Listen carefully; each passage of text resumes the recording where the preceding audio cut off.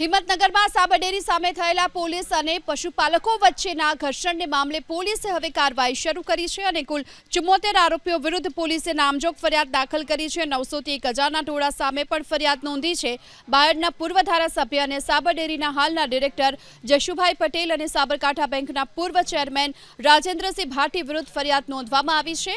આ સાથે જ પોલીસે અત્યાર સુધીમાં 47 આરોપીઓની ઓળખ કરી અટકાયત કરી જેમના નિવેદન નોંધવામાં આવી રહ્યા છે।